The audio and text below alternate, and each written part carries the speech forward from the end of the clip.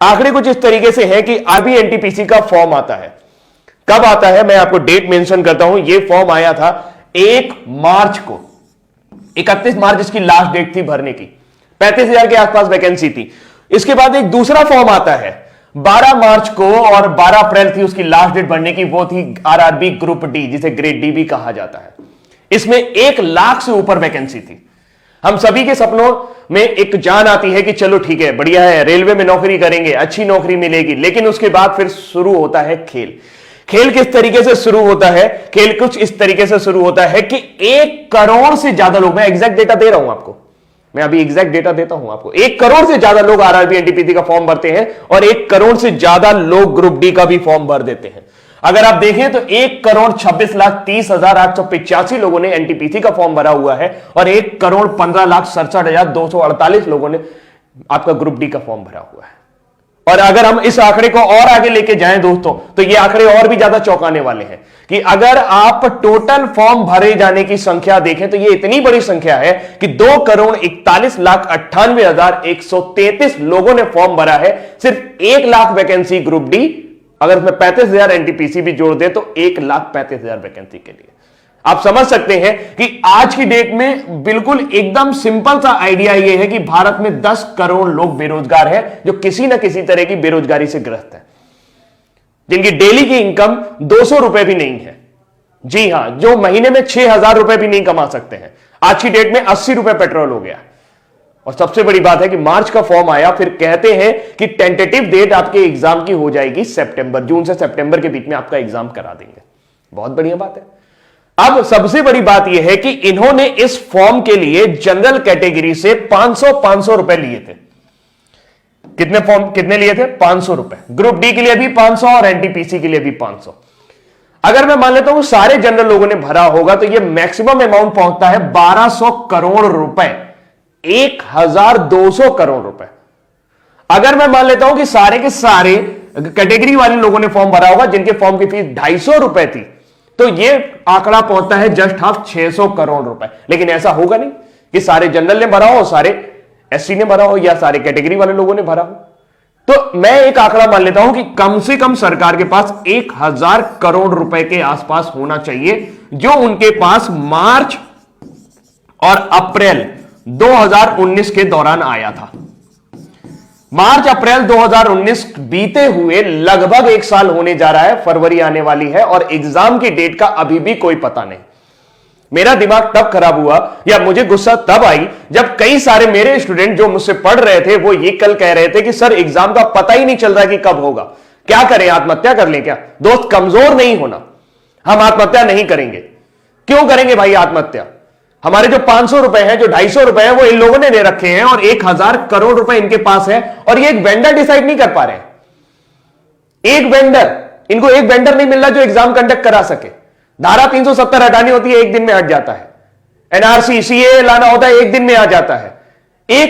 2 करोड़ लोगों की जिंदगी का सवाल है यार। 2 करोड़ लोग इस आस में जुड़े हुए हैं। मैं जानता हूं कि 2 करोड़ लोगों को वैकेंसी नहीं मिलेगी, लेकिन उनको कम से कम एक जीवन का पड़ाव तो खत्म होगा।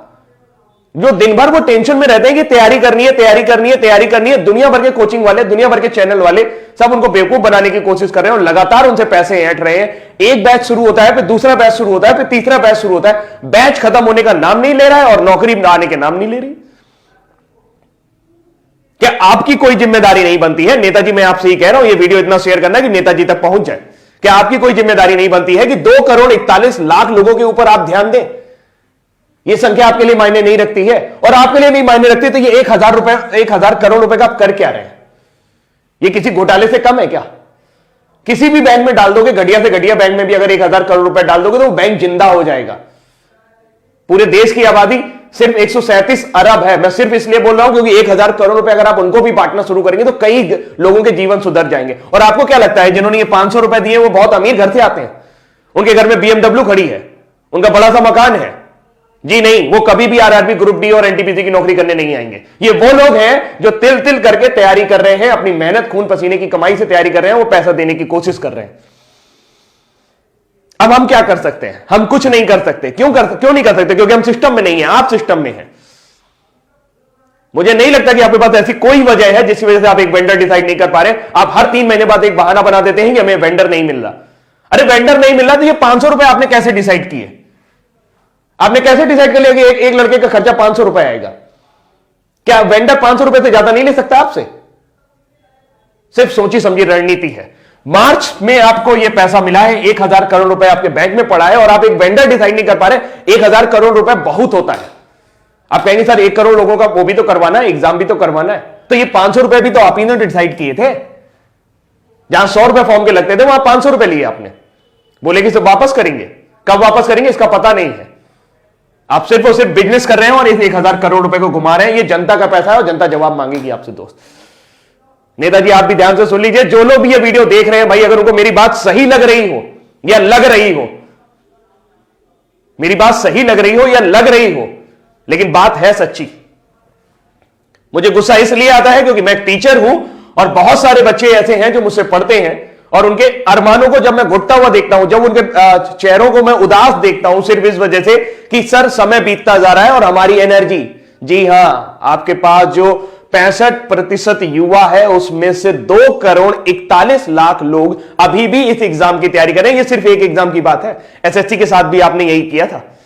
लोगों के एक साल आपने बर्बाद कर दिया और इस तरीके के कई साल आप बर्बाद कर रहे हैं। उत्तर प्रदेश में एक वैकेंसी और लटकी पड़ी है 69,500, उसमें भी कोर्ट केस चल रहा है। अरे जब नौकरी देनी नहीं होती तो निकालते क्यों है यार? क्यों मजाक करते हो हमारे साथ? जब देनी नहीं होती तो निकालते क्यों मजाक करते हो हमारे साथ? हमारा जीवन इस तरीके से एक सपना बुनना शुरू कर देता है कि नौकरी लगेगी, नौकरी लगेगी। जिस उम्र में उनकी एनर्जी बढ़नी चाहिए, आपको क्या लगता है कि इतना हतोत्साहित युवक आप लोग हैं तो आप उससे अच्छा काम करा पाओगे? जो 1 साल 2 साल तैयारी करके आया होगा, जिसके लिए नौकरी मिलना ना मिलना सब बराबर हो चुका होगा। अरे कोई प्लानिंग ही नहीं है यार। बड़े बड़े आईएएस बैठे हो आप लोग, इतना सारा आईएएस भरा पड़ा है, सब जिसको देखो वो बहुत ऊंची ऊंची पोस्ट पे, वो लोग बढ़िया गाड़ी से चल रहे हैं, बढ़िया बंगले से घूम रहे हैं, सारा सब कुछ उनका जीवन सुलभ है। उनको इनकी फिक्र नहीं हो रही, किसी को इनकी फिक्र नहीं हो रही। 2 करोड़ लोग, ओ माय गॉड, इतनी बड़ी जनसंख्या है 2 करोड़, कुछ कहने को नहीं। अगर अपने दम पर आ जाएगी ना तो आप परेशान हो जाओगे, आपका सिस्टम मिल जाएगा पूरा। बहुत बुरा है, बहुत बुरा है। भावुक हूं मैं, बहुत ज्यादा बुरा है।